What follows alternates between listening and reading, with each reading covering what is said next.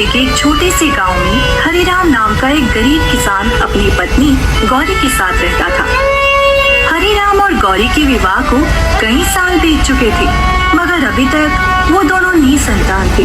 गांव के लगभग सभी लोग उन्हें संतान न होने का ताना दिया करते थे। अच्छा गौरी, सुनो, अब से तुम घर पर ही रहा करो, ठीक है? आज से मैं अकेले ही खेत में काम करने जाऊंगा। मगर क्यों, क्या हुआ? अरे कुछ नहीं, बस ये समझ लो कि बस ऐसे ही। अब तुम केवल आराम करो, तुमको काम करने की जरूरत नहीं है। हम है ना, हम कर लेंगे। हाँ।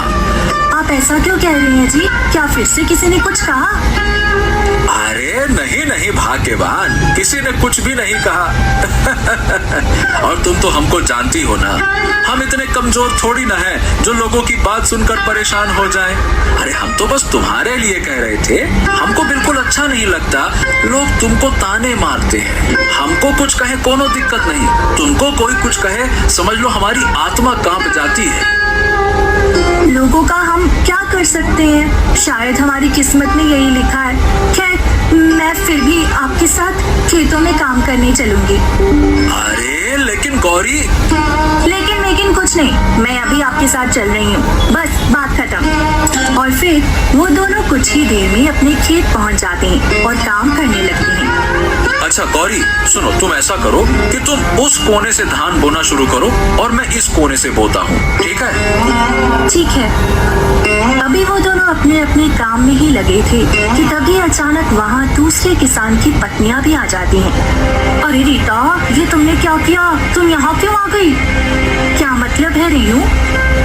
अरे रीता, तुम माँ बनने वाली हो और इस तरह तुम्हें इस गौरी के सामने नहीं आना चाहिए।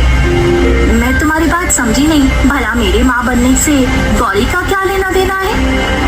अरे तुम्हें नहीं पता क्या? ये एक बांझ है, इसकी शादी को ना जाने कितने साल बीत गए हैं, मगर इस बांझ के घर आज तक संतान नहीं हुई। ऐसे में कहीं इसकी काली नजर तुम्हारे होने वाले संतान को ना लग जाए, इसलिए अब तुम इसके सामने मत आना। हाँ, तुम सही कह रही हो। कहीं इस बांझ की काली नजर सच में मेरे होने वाले बच्चे को लग गई तो मैं क्या करूँगी? इससे पहले कि कुछ अनर्थ हो, मैं यहाँ से चली जाती हूँ। हाँ, पता नहीं क्यों जब ये गौरी अपनी काली नजर को जानती है तो इसको खुद चाहिए कि घर में रहे, लेकिन नहीं, इसे तो जैसे सबकी संतान पर अपनी काली नजर लगाने का शौक है। वो दोनों गौरी को ताने मारकर वहाँ से चली जाती हैं, जबकि उनकी इस तरह की बातें सुनकर गौरी की आंखों में आंसू आ जाते हैं। हाँ, इसीलिए तो मैं कहता हूँ गौरी कि तू घर पे रहा कर। तू भी मानती नहीं मेरी बात। अब देखा क्या हुआ?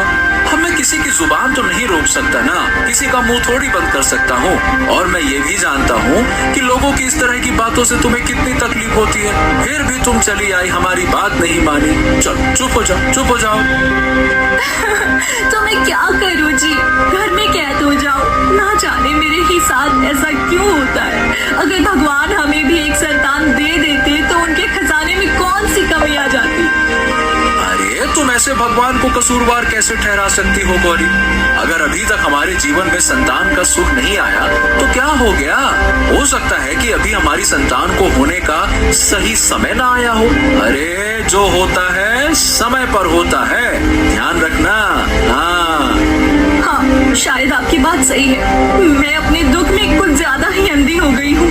हे भगवान, मुझे माफ कर दो। अरे अरे अरे अरे अरे गौरी, फिर से तुम रोने लगी। चलो अब जल्दी से अपने आंसुओं को साफ करो और जल्दी जल्दी मेरे साथ खेत में मदद करवाओ। चलो चलो चलो, होना है ना? चलो चलो चलो चलो। हाँ।